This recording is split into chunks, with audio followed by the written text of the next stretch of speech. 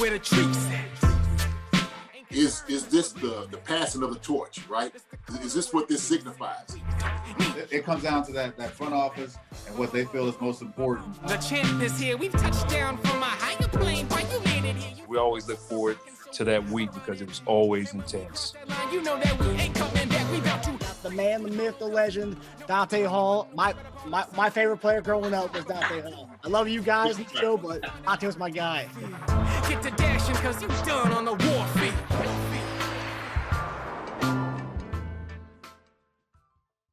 This episode of Chief Concerns is brought to you by BetOnline.AG. BetOnline.AG is your number one source for all your basketball info, stats, news, and scores. Get the latest odds and lines, including the latest player reports for this year's pro basketball playoffs. BetOnline is always your sports information headquarters this season, as we have you covered for all your sports wagering needs. Basketball, MLB, NHL, right to UFC, and boxing. BetOnline is the fastest and easiest way to get your betting info, including live betting options and your favorite casino and card games you can play right from your home. Head to the website today or use your mobile device to get in on the action. Be sure to use our promo code, that's BELIEVE, B-L-E-A-V, to receive your 50% welcome bonus on your first deposit. Bet online, where the game starts. Hey guys, welcome to another episode of Chief Concerns. I'm Marcus Dash here with legendary tight end Justyn Dunn. JD, how we doing, buddy? What's up, my brother? How you doing? How's everything going with you? Can't complain. Another some interesting news. I don't know if you saw Shannon Sharpe. He bought out of Undisputed. He's not going to be on the show after the NBA Finals. It will be his last time with Skip. Really? Yeah. That just happened broke like 2 hours ago. Did it? Okay. Well, okay.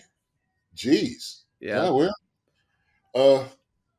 That is news. Yeah. That is news. So yeah, man.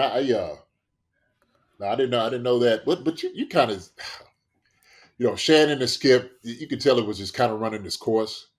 Because I used to watch it.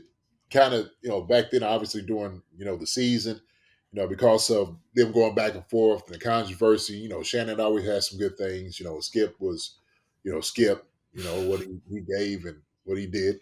But yeah, man, it just, I don't know. Yeah, I've seen a lot more like Shannon kind of doing his, what is that he has? His podcast. His podcast, but what's it called? Club Shay Shay. Club Shay Show. He does a Club Shay Show, and I've seen that. So I know he's been putting a little bit more time for that. Mm-hmm. So maybe he enjoys getting out of the whole corporate setting with those guys, and not dealing with it. What is it, Fox, right? Yeah, Fox. Yeah, yes. One. Yeah, so maybe that's what it is. Maybe he's just like, shoot, maybe I could go ahead and do it on my own, and I got a great following on that side over there. It may be with the there's like someone posted a photo. I was on the Twitter on one of the tweets when they came out with this breaking news. It was a picture of Stephen A. Smith and Shannon Sharpe like hugging each other a couple months ago, and everyone said Stephen A. Smith was recruiting him. He was getting Sharpe in the portal that day. Well. And maybe Stephen A. was like, "Look, I told you so. I told you it was going to happen. Didn't I tell you what it was?" Because Sharpe used to be a guest host for First Take back in the day when Skip and Stephen A. were on that together. So he does have a pre-relationship with Stephen A. A lot of those guys do with Stephen A. They all know him and stuff. Yeah. I thought would be interesting. You have JJ Redick who's doing the NBA thing. He's got his podcast on ESPN, or it's not on ESPN, but he's got a successful podcast. Sharpe also has a successful podcast called Shay Shay. So you got two guys who are former NBA player, former NFL player. You literally just let them have a show together. Two eloquent guys, very knowledgeable and obviously played in the sports for such a long time. And they can, very eloquent guys, they can easily have a show together. And I think that would probably dominate most of these debate shows because you actually have two guys who at least they know what they're talking about. Yeah, man, I like JJ Redick a lot. He does a really good job. Duke guy. So, been a fan of JJ Redick for a long time, but he does really good work.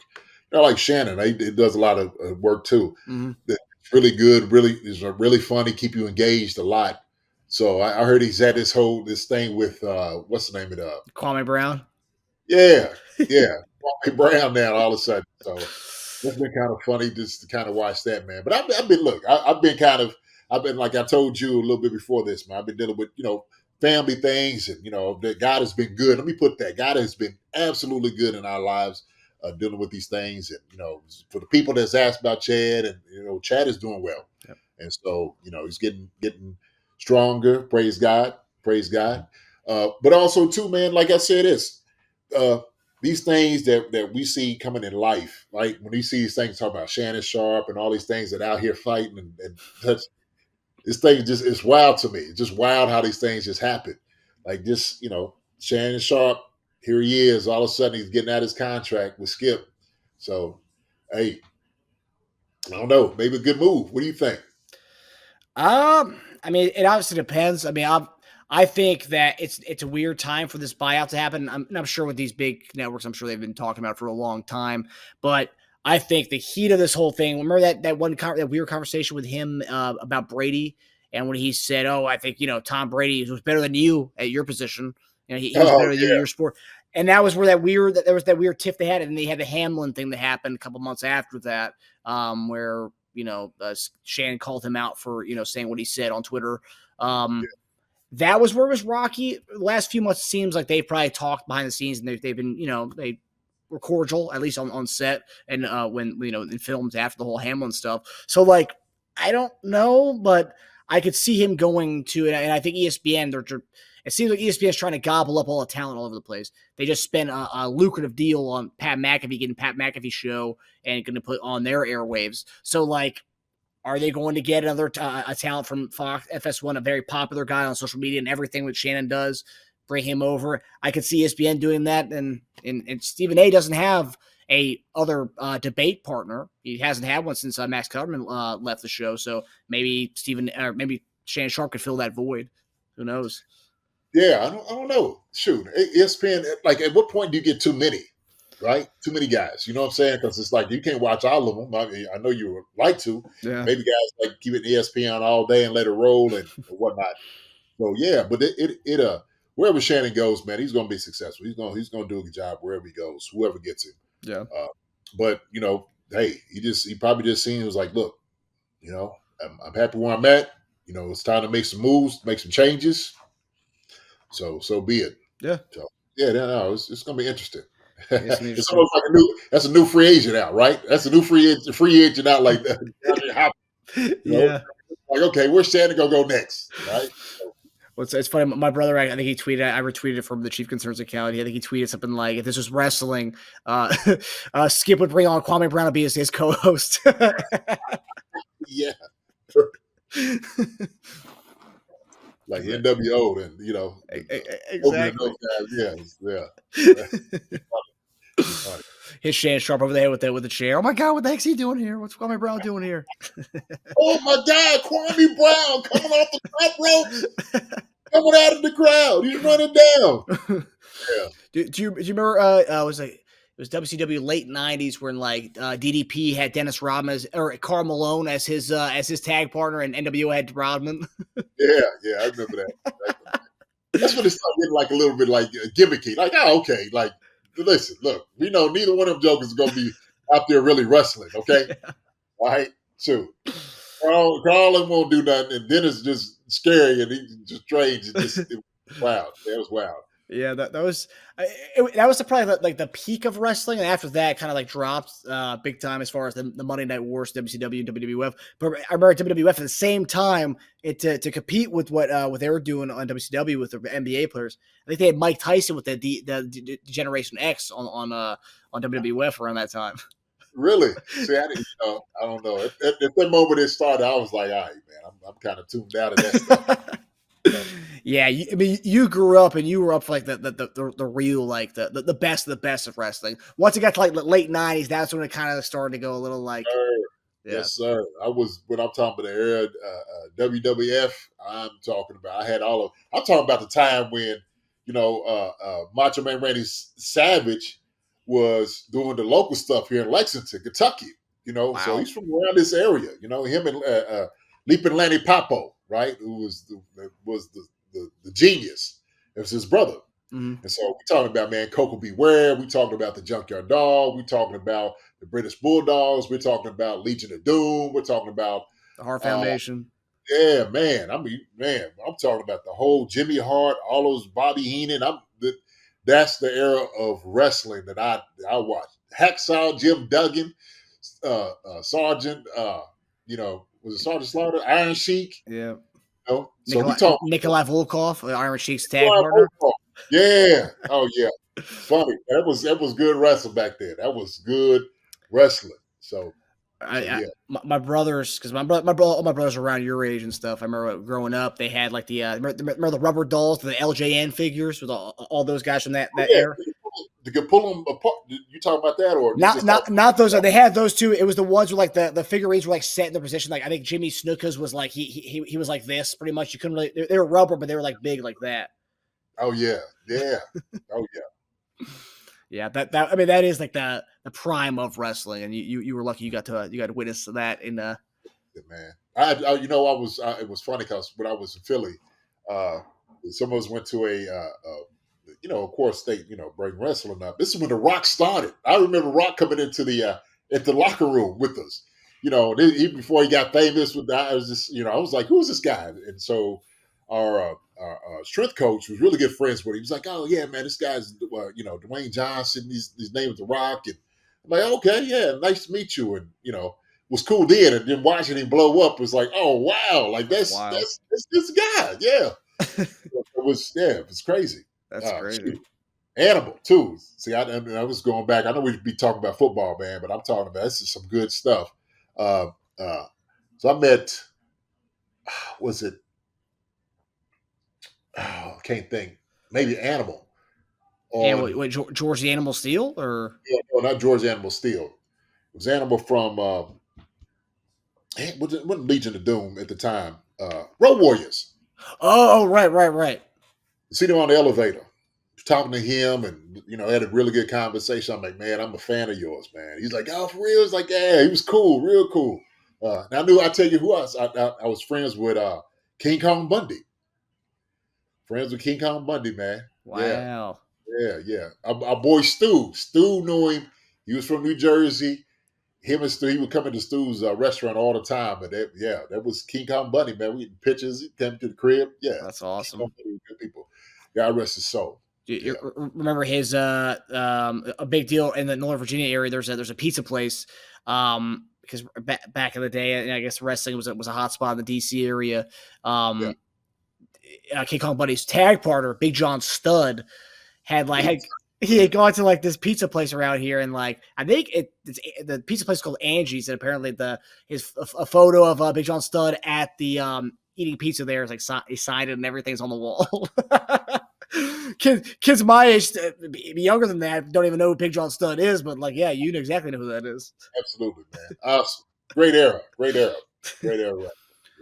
That's good stuff. So what's happening, man, in the Chiefs kingdom? What's going on the end of the Chiefs, their world right now? What's the good talk? We're gonna tackle our guy DeAndre Hopkins, the update that everyone's talking about, and also the tackle situation has been something that's been kind of a big topic with OTAs based on Andy Reid's comments. And then obviously this isn't a topic tonight, but have you gotten a chance to see the Justyn Ross catch at OTAs today? The Chiefs Twitter accounts doing this purposely. They know what the fans want to see, and that they're like playing right into the hype machine. Oh, okay. Yeah.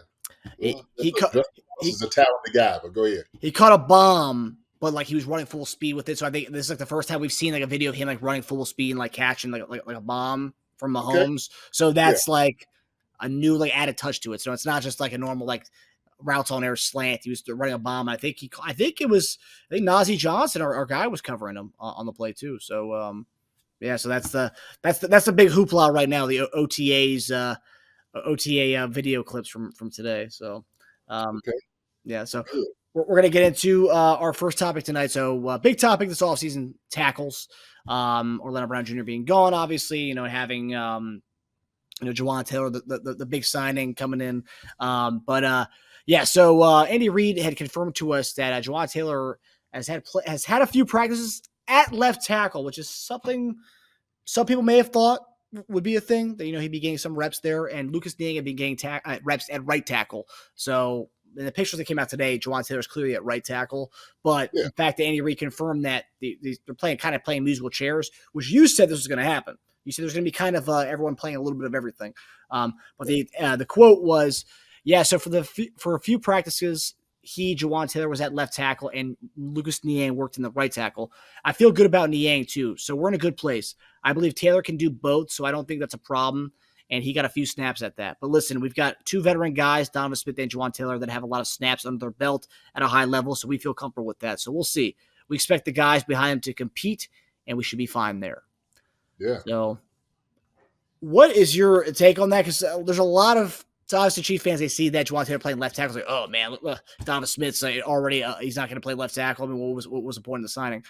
But when you see that, what does this tell you about the tackle situation? Do you feel good about hearing this? Yeah, it's no different from what I said earlier about what it's going to look like. And so we know Donovan Smith is the left tackle, Jawaan Taylor is the right tackle, and I've said that obviously during camp and OTAs. Mini camps, probably getting into some camps. He's going to get some reps at left tackle, and he should. We discussed this because why? Because he's a very, very athletic tackle that we got here. There's a reason we got him. There's a reason we got him and signing for $80 million or $60 million or whatever it is that we got him for, a boatload of money. And so we want to see his versatility. And so if we're going to see it, and he's going to try it out. So we don't want just a one-trick pony, him being on one side. We talked about him going, to the left side also. Just getting some reps. And the thing is, that's part of like the contingency plan, right? That's the thing. If, we're sitting there saying, hey, Donovan Smith is here for this 1 year deal. He's gone after this 1 year. We may move Jawaan Taylor over to left if that's the contingency plan. And so I don't think that we need to look into it any more than what it is, right? Because, we cemented. Andy said, hey, Donovan Smith has a boatload of games under his belt, playing extremely well at left tackle. So he's the left tackle. Jawaan's the right. Jawaan's going to get some reps. Lucas Niang is getting some at right. And so it's all about, you're looking at depth, and you're going to make sure if guys something happened, right? You always got to have a plan in place if everything doesn't work out or somebody gets hurt. And so I think that this is just something that is practical that you should do. And so I think it's what it is. And can you talk to us from a point of, you playing in the NFL? So like OTAs, this is the time to do this kind of stuff, right? To get Jawaan Taylor those reps at left tackle, because once training camp and, preseason starts, you're going to want these guys to be playing the positions they're going to be playing during the season. It's like OTA is kind of the spot to try out these type of things, right? These wrinkles. Yeah, of course. I mean, during this time is what, like you said, you want to try it now, where a guy can get those reps. We know Jawaan has been cemented over here, played a ton of ball at right tackle. He has that down. He can play that eyes closed, probably one leg. He'll know the technique and what he needs to do, right? The same is, okay, well, look, let him get him something that he hasn't done a lot of, okay? And that is left tackle. So now let's work him in. Let's let him get a little bit of this where he's comfortable if he needs to be in a situation that he may have to move over, right? And so, like I said, if something happened to Donovan and we need to move Jawaan over to left tackle, shoot, hey, he has reps. He's getting all that experience right now. And so this is the best time to learn it. No doubt about it. OTAs, mini camps is a time that guys learn certain positions. Like we just talked about Jerry Ely, right? He moved from right running back to wide receiver. And the thing is, you start doing that when you get into, training camp and all those different things. You don't want to do it in mid-season. It'd be too late at that moment. So, go ahead and do those things right now. That's the best time to do it. Yeah, well, that was a story he told, right, where he running back, and then all of a sudden they're like, we actually want you as a receiver once they got a training camp. Like, okay. Yeah, but hey, look, but also too, that's that. I always go back to this. The more you can do, the better off you're going to be. And so what this is doing is giving the Chiefs an advantage on the offensive line, because now you have athletic guys that can do multiple positions, right? Right tackle go to left tackle. Okay. Hey, we know guys over here that played right guard. He might get him some reps on left guard. Okay, so you have those swing guys that can come in and do those things. And so, yeah, man, it just makes sense. It just makes sense to go ahead and do that. Yeah. So when you hear this, you don't see like, oh man, Donovan Smith doesn't look good at left tackle. Jawaan Taylor's getting reps now. You don't hear that at all, right? Because No, that's what a lot of Chief fans are thinking.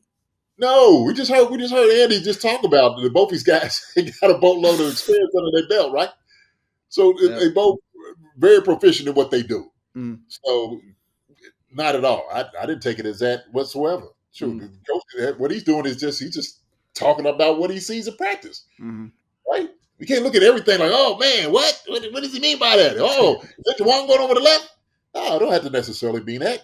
Just saying like, hey, we're gonna get him some reps over the left. What we talked about before when he brought him in, and so hey, now we got a left tackle here, Donovan Smith. Didn't know we was gonna get him. Was looking for a guy in the draft. Didn't get the guy in the draft.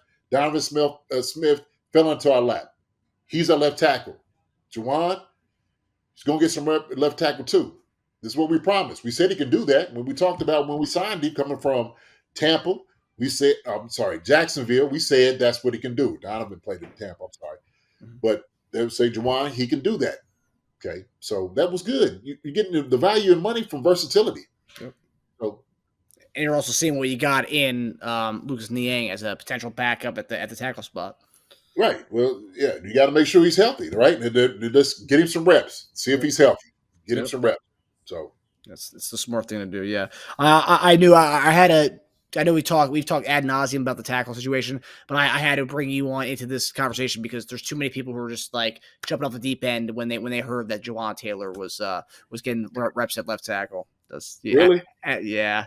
I just looked at when I think it was Charles Goldman, he posted an article about this, and I just saw the comments on there. People just like, doing what they do, and I get it. Everyone's scared about protecting Patrick Mahomes. Everyone's very, they know that's the end games to protect him. So whoever it is, but they jump to conclusions as thinking Donovan Smith isn't getting the job done already, and that's why Jawaan Taylor is playing left tackle.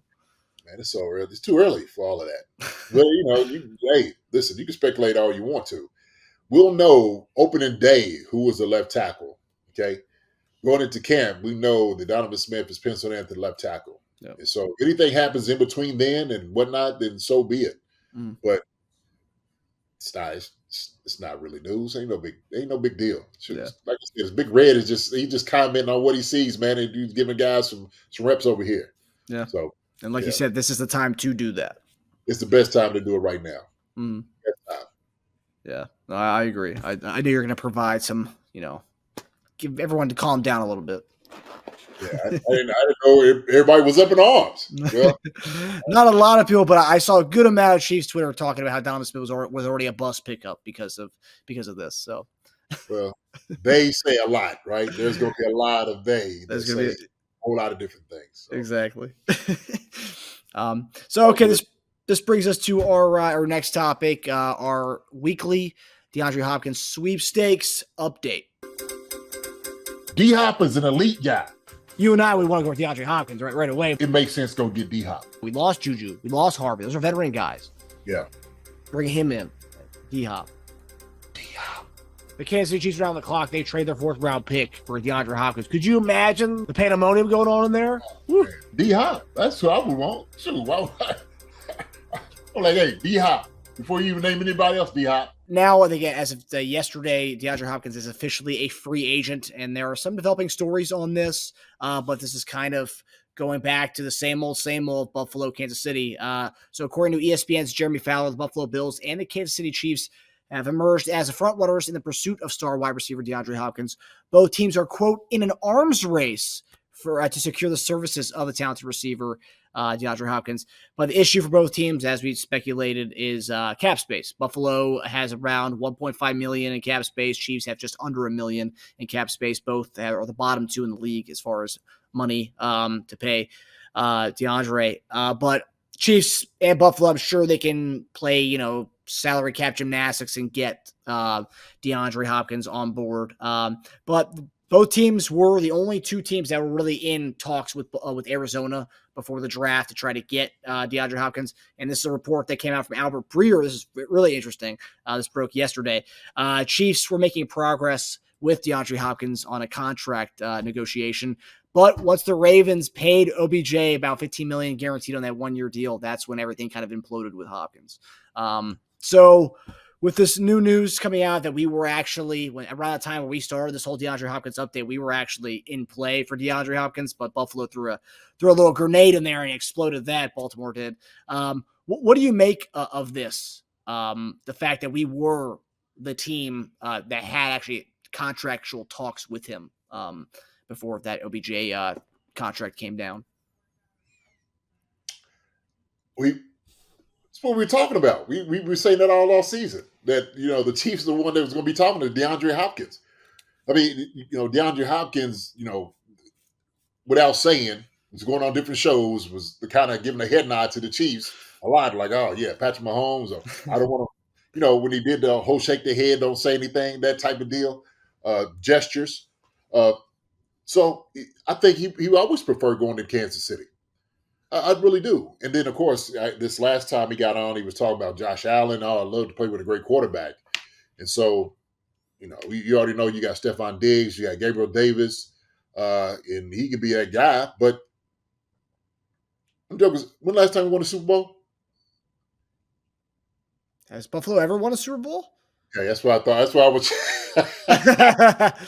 Well, I was trying to think. So obviously, the early '90s they had the 3 straight where they lost, but right. But last time I ever checked, Josh Allen and them hadn't won a ring. Yeah. They haven't won the AFC Championship. Them suckers ain't won. They win a lot of games during the season. Okay, they do.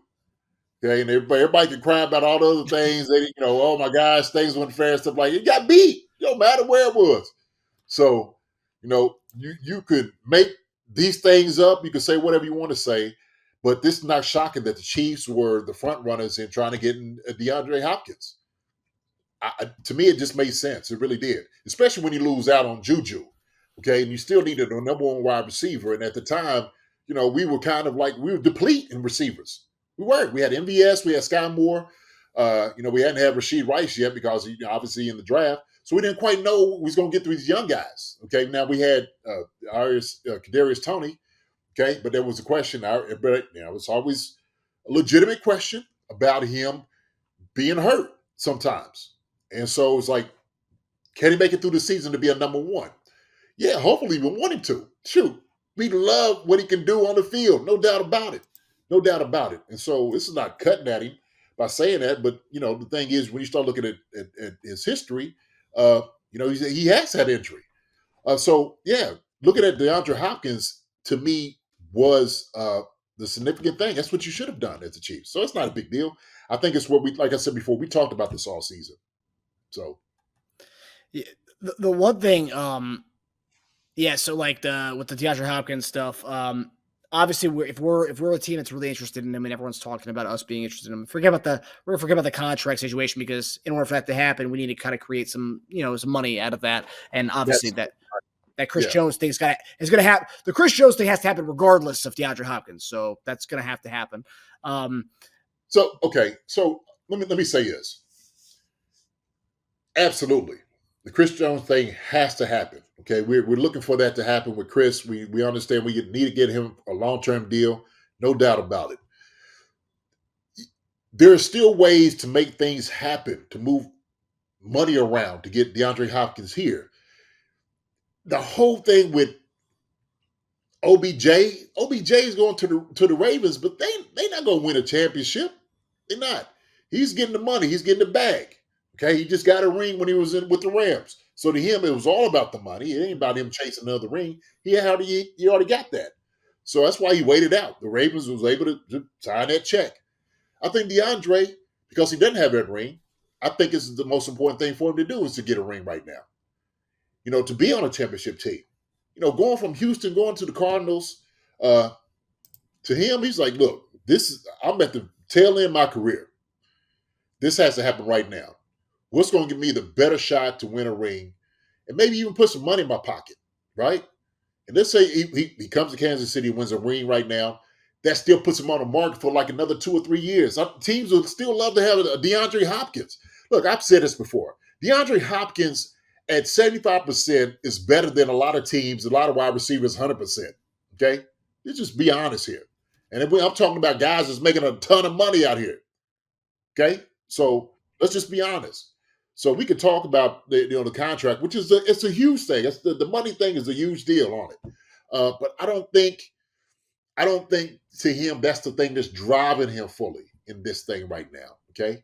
Because we talked about, Kansas City and the Bills being the two main guys talking about these guys, and we know what the cap space are. But he wants to go to a place that wants to win. He wants to be a winner. Like I said, that will cement his legacy. He's going into Canton. We know that. Him having a ring just gives him that extra oomph, right? It just puts something on him. But now I'm draped with this ring too. I can just show my ring out. I'm good. So that'd be perfect. Kansas City for the spot for him to be. Go ahead. Yeah, no. So one thing that came out, I think yesterday or today. I don't know if this is leaks happen, right? It was an unnamed, multiple unnamed NFL sources, guys in the league, have come out and said that DeAndre Hopkins is slow, can't get off anymore, and just kind of, he's not what he once was. And they're saying that there's really there wasn't that much interest around the league outside of the two main guys, or the Bills and the Chiefs. When a report like that comes out, is that could that be one of the teams who's interested in him trying to put that out there to try to get him to bring his price down? If that's what I mean. No, I don't. Look, we don't. Who's saying this? Is this supposed to be organizations saying this? Is this players saying this? Who are these? See, when we have all of these anonymous sources and coming out and not putting put your name behind it. If you feel that strong about DeAndre Hopkins, put your name behind it. Matter of fact, I guarantee. Look, I'll take, like I said before, DeAndre Hopkins, 75% is a lot better than a whole lot of wide receivers, 100% out here. All right? I'm telling you right now.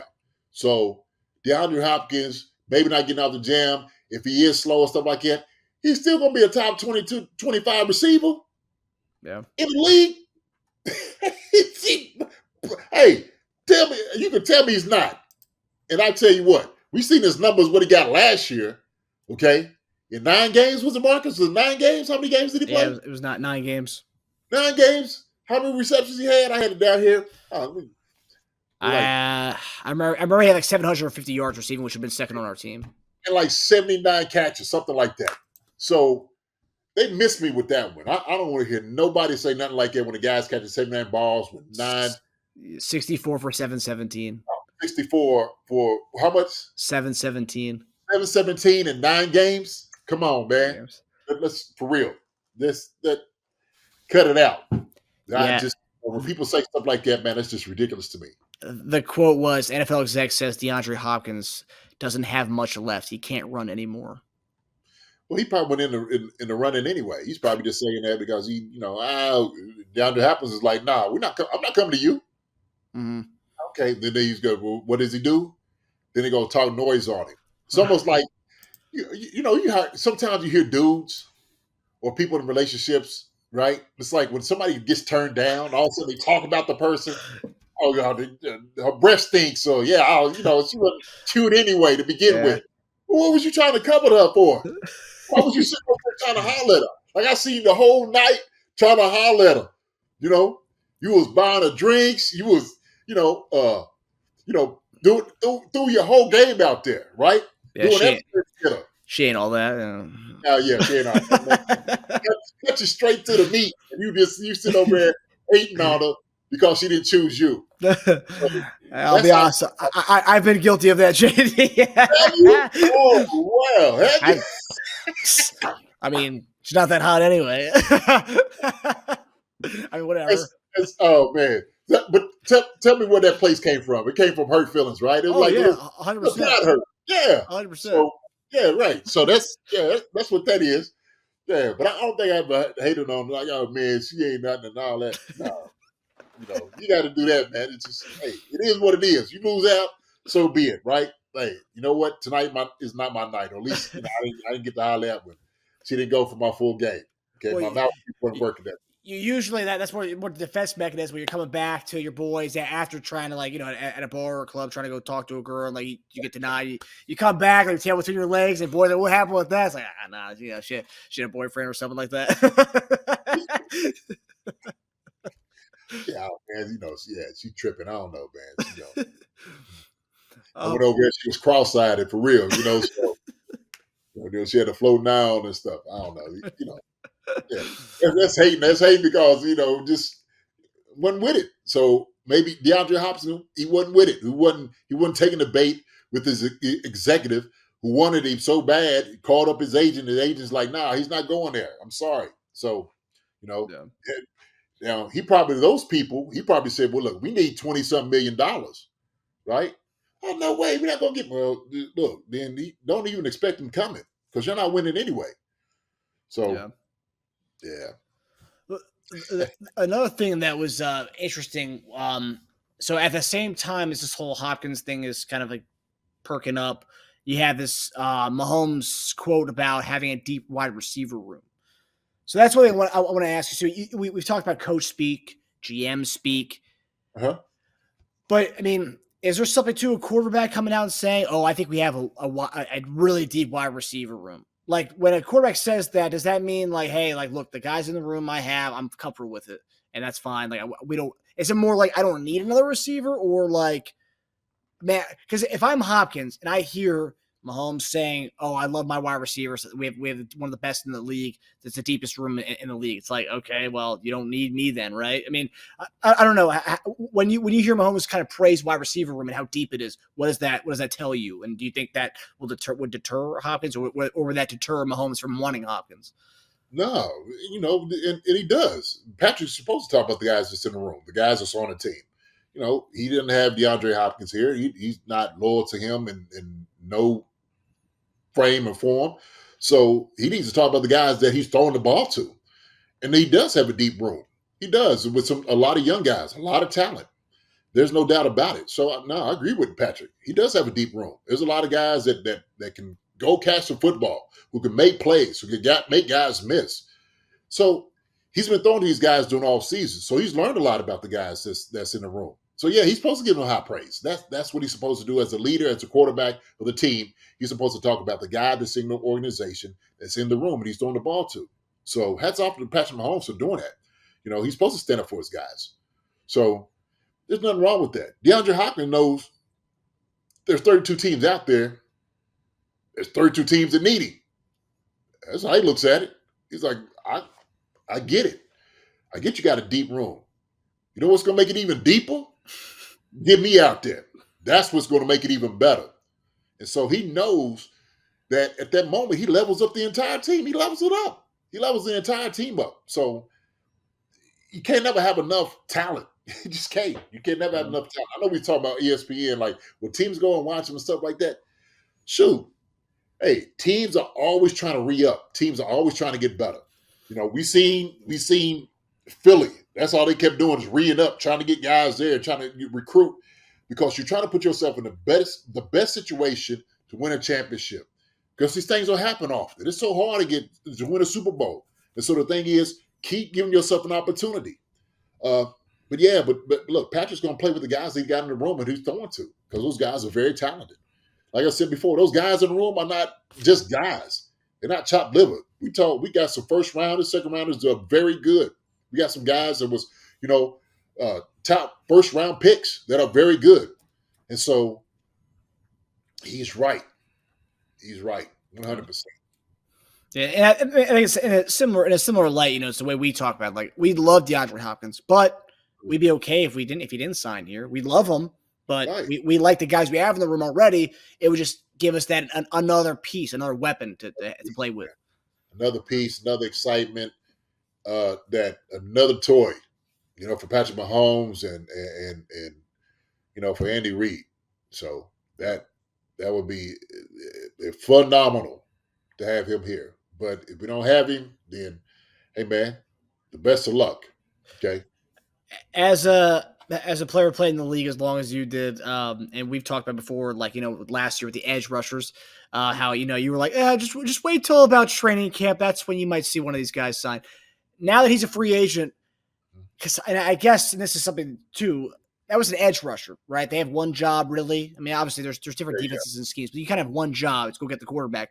Receiver, how long could you see Hopkins dragging this recruitment out? And as a receiver, as a skill player, learning an offense like the one we have in Kansas City, how long should he hold this thing out and kind of and wait on this? I don't know. I don't think it's really too much of a time frame there. I think if you get him signed before training camp starts is more ideal.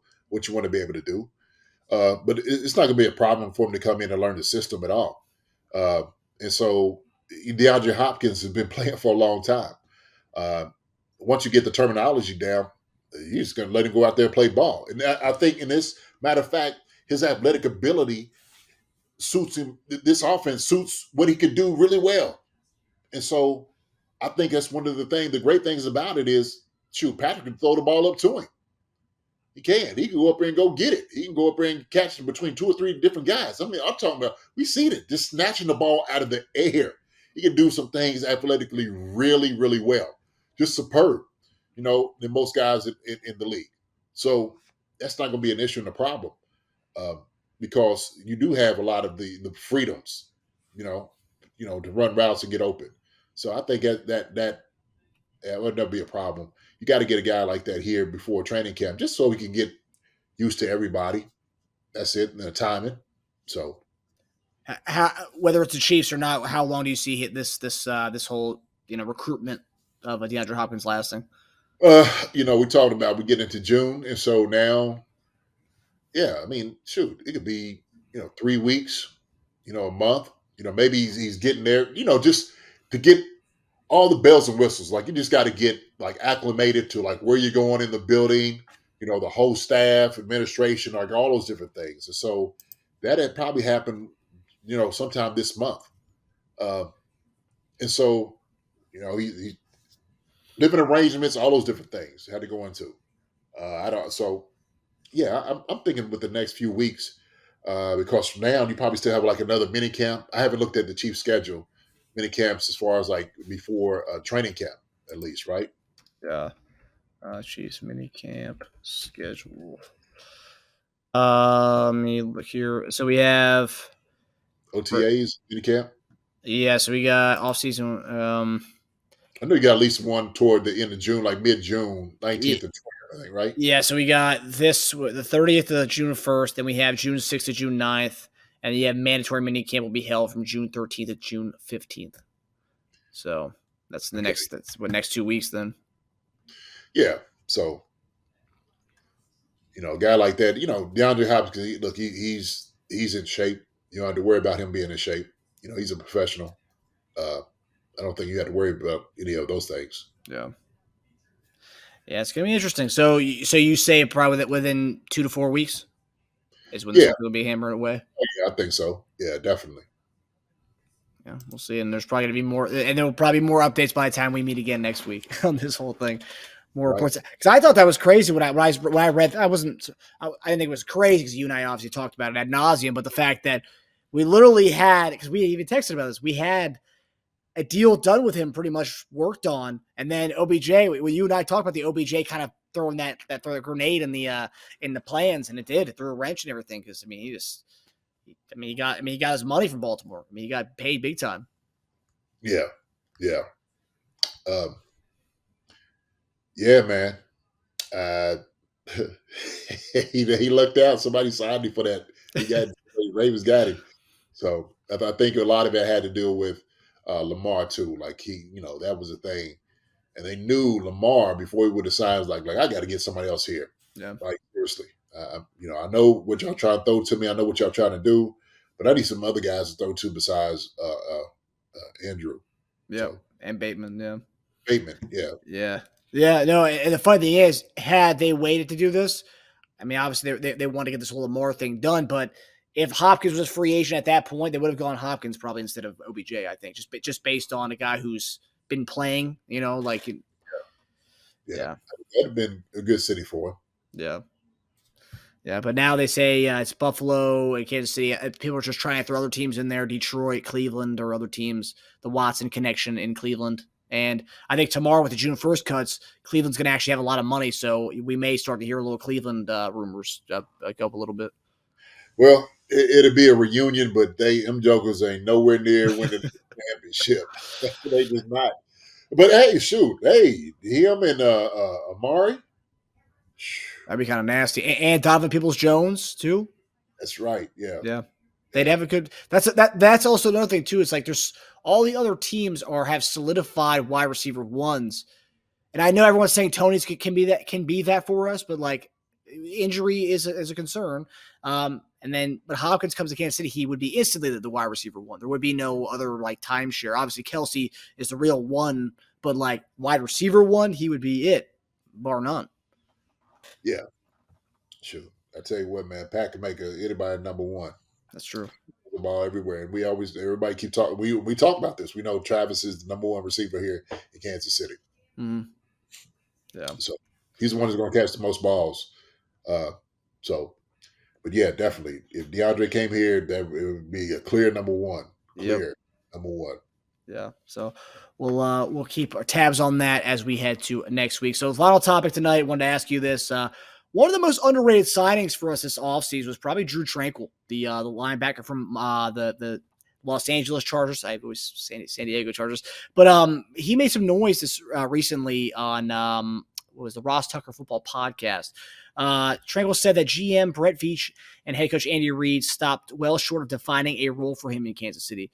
Quote, Brett Veach and Andy Reid's message was, Drue, there's no promises here. We love you as a player. We love what you're able to do. You're super versatile. You're a total linebacker and can do it all. But we've got a lot of great players here, and you're going to have to come in here and earn your way. Drue, last week when we started the OTAs, he was and kind of advancing him to learn the defense. They were making him the green dot linebacker, so he had to kind of call the plays last week. So I guess that's their learning, getting him to learn the defense a little bit. But obviously, to anyone who follows the Chiefs, they know we have Bolton, Willie Gay, and now we got Tranquill and Leo Chenal, too, the second-year linebacker. So pretty jam-packed at the middle linebacker spot. But what I want to ask you is, when you hear this story and knowing his situation, like San Diego Los Angeles offered him a good deal, big money. He said no. They ended up going to get, I think Eric Kendricks to be their linebacker.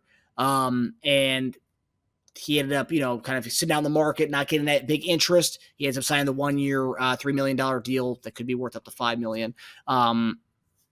And he hears that from Brett Veach and Andy Reid.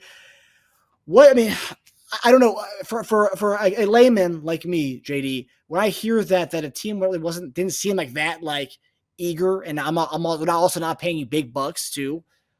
Why did Drue Tranquill sign with the Kansas City Chiefs knowing we have a full linebacker room like that? And also, like, it doesn't seem like they're that eager kind of to find a role for him. For one, I think it's the organization. Two is, playing for Andy Reid. And we've been kicking their tail for the last few years. Drue has been over there. So can't beat them, join them, right? We'll say that.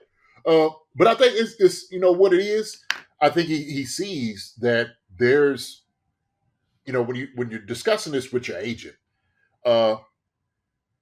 you kind of see who is up, who might be available, who might be on the chopping block, who might be coming up as far as free agent wise.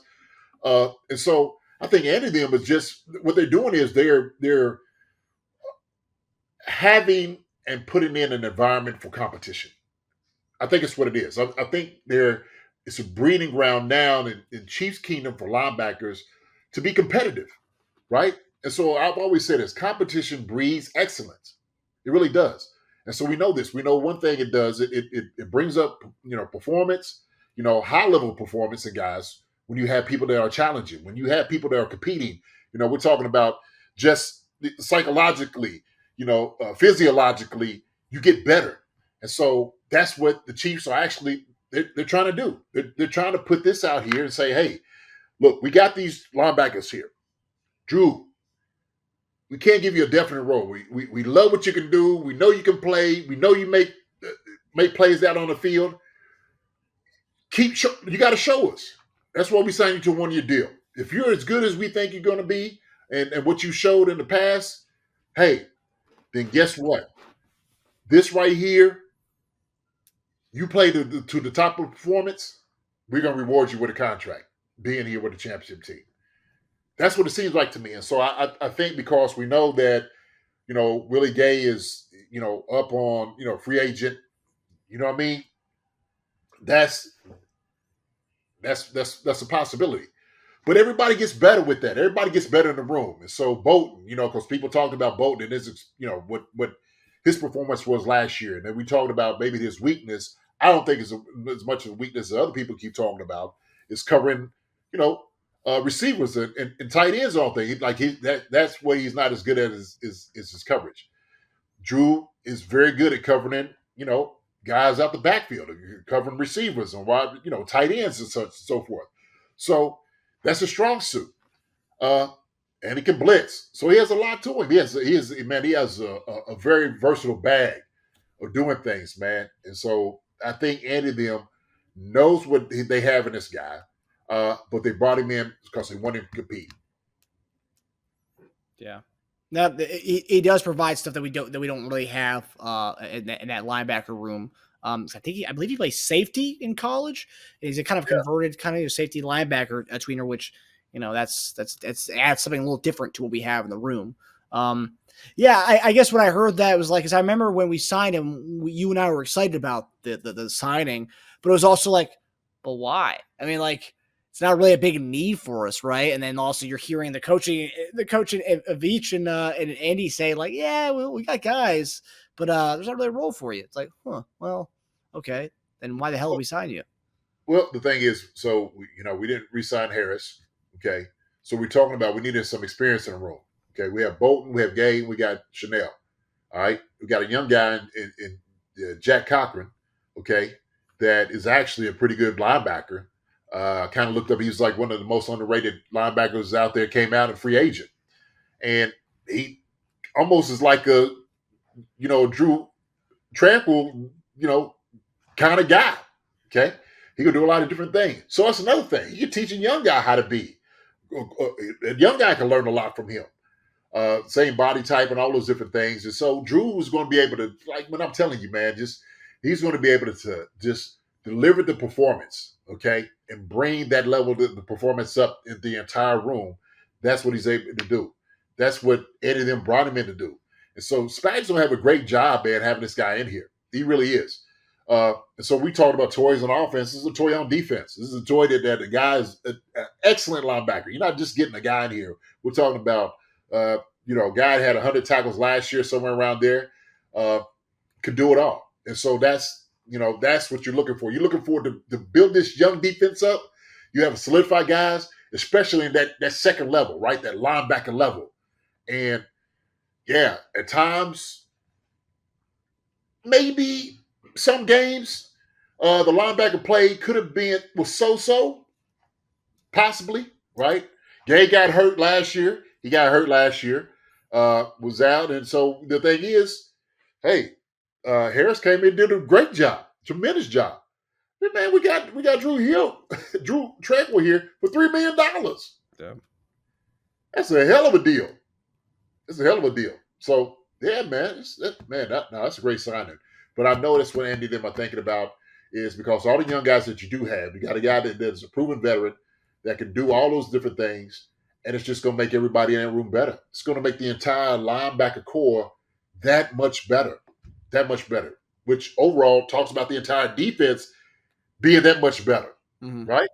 So, and when I hear the quote that Tranquill says from what Veach and Andy told them, is that like a common thing where coaches probably won't show their hand as far as like, yeah, we got a lot of guys, so you're gonna have to earn that, you're gonna have to earn a spot. It's not given to you. Is that like more or less like that's pretty much what the NFL these coaches and guys say to players when they sign you? Well. Sometimes it depends on what guy it is, right? Sometimes it's got to be the right guy to say that to. If you say it to a guy who is, that knows he's the stuff. He like Drue knows he knows he's who he is. Maybe don't work with those guys, but Drue is one that's hungry. He's been behind 8 ball, like you said, man, for a number of years. He was being looked over at, the Chargers for a while until he came in and started, and he did really well.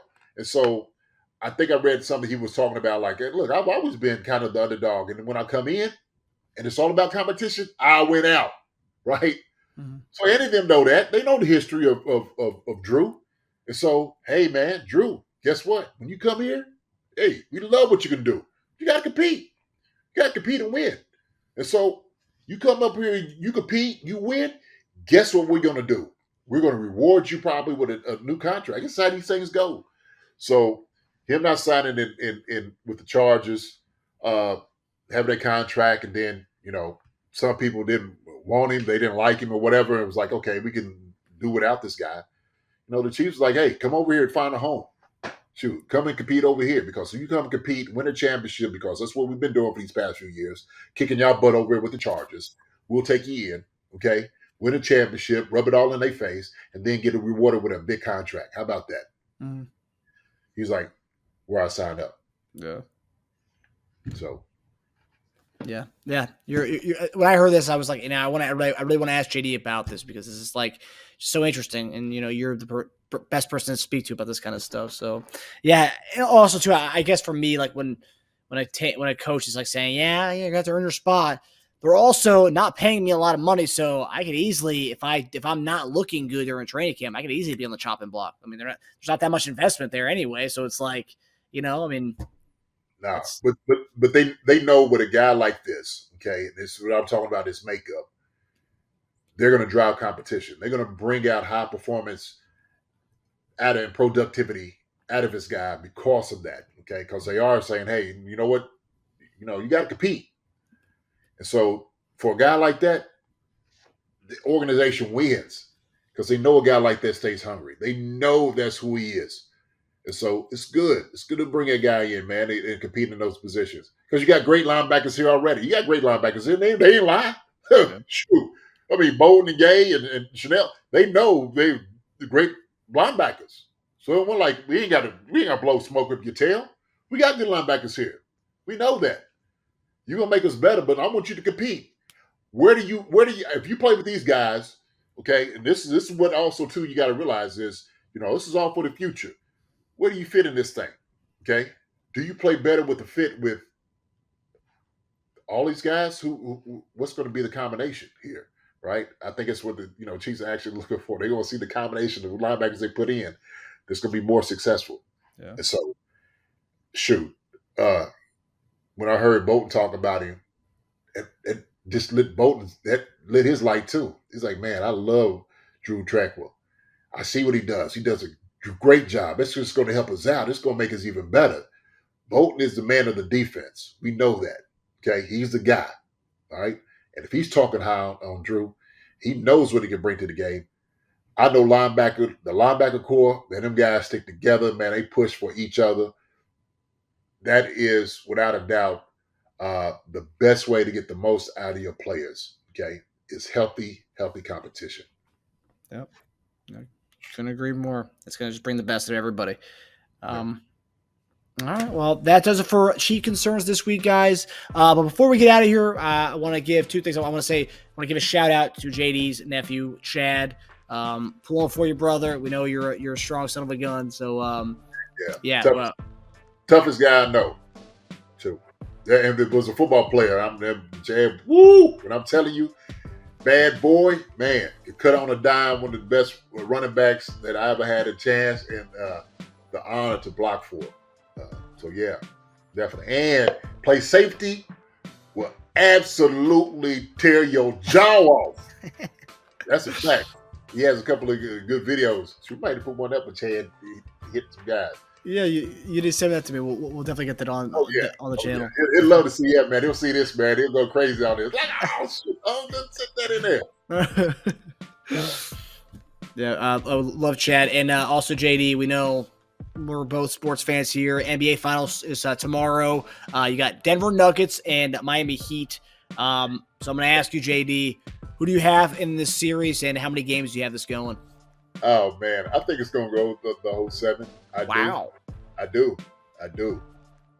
It's going to be very exciting to see this. It's two very young, very good teams that can light it up. It's going to be competing, man. It's going to be good competition. So I just, man, look, and I was pushing and pulling for LeBron. I wanted them to make it. They didn't make it. I think they was wore out from the Warriors. Denver's real. They real, man. They real deal. But Jimmy Buckets, that joker, hey, he'll come through. He'll come through. Jimmy, my spot. This is my spot. We'll see. We'll see. I think when it all said and done, I think Denver might have a little bit too much. I think they got a lot for them. It's going to be very hard to stop them guys. But I do think it's going to go to 4-7.